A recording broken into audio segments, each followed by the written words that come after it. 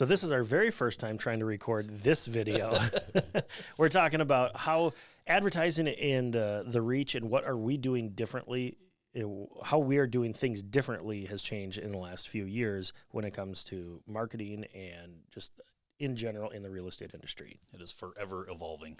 Yeah. And I think that we can quickly acknowledge that is that what's been interesting is even in the technological changes of what's going on, we are always kind of having to look and see what's going on in the market and what's going on Facebook and Instagram and everything as we are, and I guess just even as we're on Google and we're on the MLS and we're looking at all of these different ways that the house gets out in front of people, and we're constantly adjusting and changing the ways that we're doing things. But we talked about beforehand, we kind of came up with a few things that seem to be pretty consistent that a lot of the good top performing agents seem to be doing pretty consistently. Yeah. One of them being as simple as open houses. There's a lot of people that historically have or have not done open houses, and there's multitude of reasons to do them or not do them. Just simple walkthrough videos of what's going on. 3D tours. There's so many things that we do, and we'll kind of touch base on each of those along the way. But what do you think is the biggest impact that we do that kind of moves the chain on both buying and selling for houses? I'd say reverse prospecting is probably one of the bigger ones. I was just about to say open houses. If we're looking, it might not be the biggest number of people that come through, but they're usually the people that are the most serious, or that it brings up a lot of activity for people that are like, hey, this is potentially a good buyer. Yeah. They came specifically to see the house. Yeah, I agree. I mean, it's a conversation of a lot of times it's the buyer that is just starting to look, and they're not completely committed to going out and checking out houses a bunch, but they're coming in like it's an easy button for them, right? They can come in, they can see the house, kind of get a little bit of a tour of it. It's a short period of time, so whether it's Saturday or Sunday or a couple hours midday, and just come out and check it out, makes for a really good opportunity, both for the seller for selling their house, but also for a potential buyer to see if they're going to fall in love with that house or not. Yeah, and the three of us were actually at an open house a month and a half ago, something like that.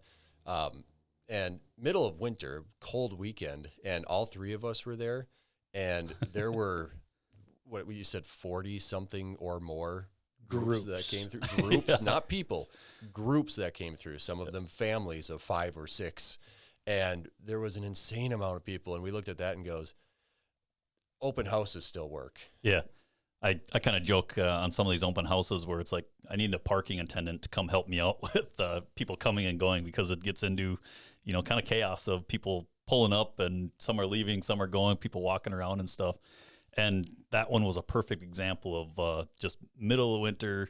You wouldn't think a whole lot's going on, but it's a unique enough house where it's like, there's going to be people wanting to see this place. And so there would not have been 40 showings on that house. There's not I shouldn't say there's not a chance, but it wouldn't have happened, right? So letting those 40 people comfortably come in and check out the place is awesome. Yeah. So you get into a scenario of, I don't want to say thinking outside the box, because an open house is pretty standard, right? Yeah. It just doesn't happen with every agent all the time and with all the homes. So it's one of those things where part of our marketing strategy is to do an open house.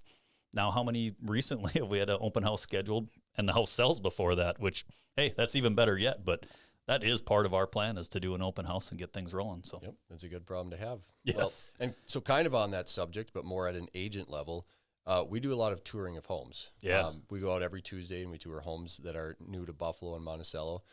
Why do we do that? I would say that is the number one difference that it makes for us, just as far as our consistent, commitment to educating ourselves about what's happening in the market, what's available, what's not available, and you're learning about thousands of homes. Mm-hmm. That is something that we do not see from the average or below average agents at all. After selling hundreds and hundreds of homes, how many times have I seen an agent actually schedule what's called an agent preview? Mm-hmm. is very, very, very low.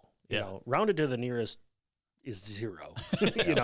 I shouldn't say that. I would say 1 out of 100 are doing that, and that's a real number. Yeah, agents, if you're watching, come check out our homes, come check out our listings. We would love that. I mean, whether we're there to say hi and hang out, but traditionally just schedule a preview, bring some of your mates with you as far as the other people on your team, fill up a car like we do and go have fun. It's a good time and you get to learn the house for your clients. So.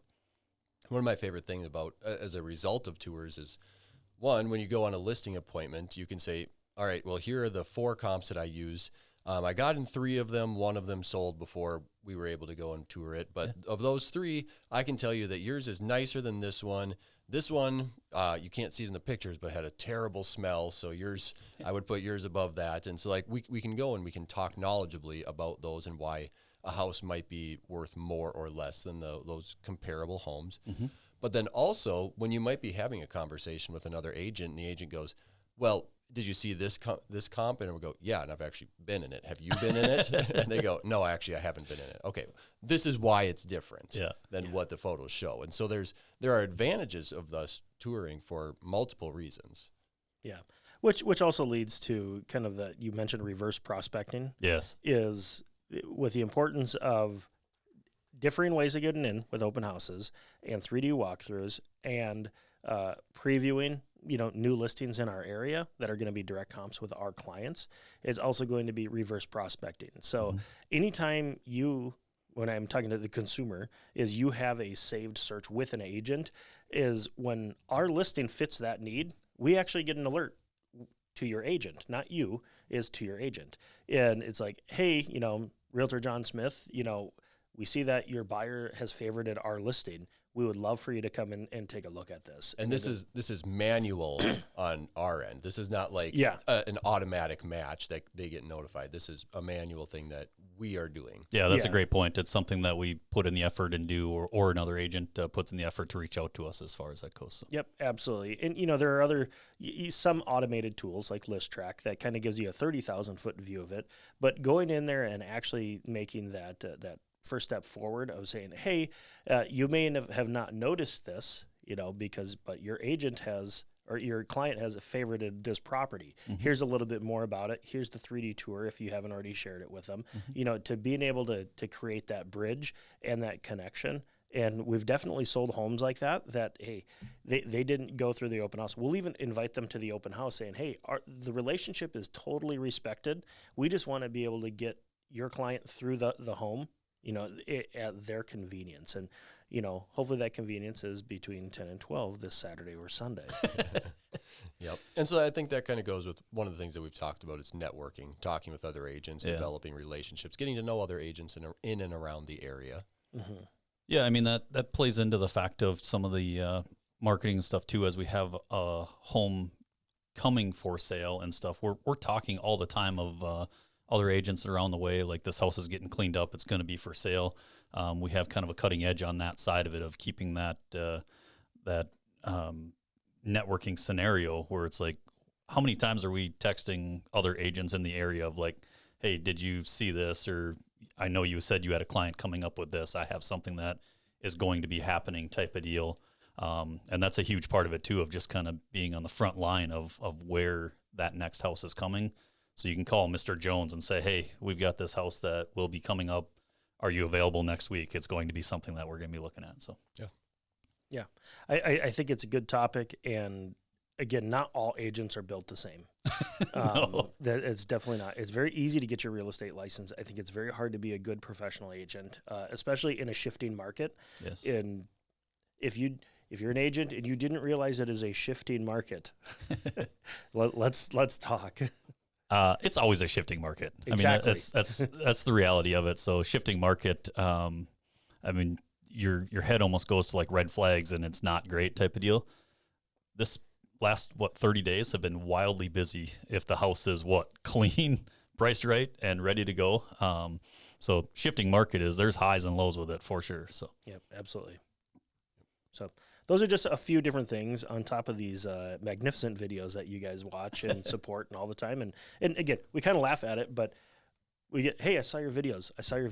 You know, we might not see the likes or the thumbs up on it, but I've been approached, in public, like, oh, I've seen your videos.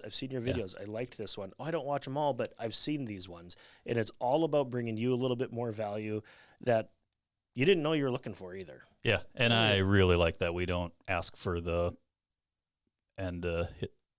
hit subscribe. Yeah. Yep. That's not why we're here. That's not why we're doing this. So we do appreciate when you let us know. yeah, absolutely. Yeah, we do like you doing all that stuff, but I like that we're not asking for any of that. So Yep, absolutely. So anyway, we look forward to seeing you next week when we're back with a new topic. yes.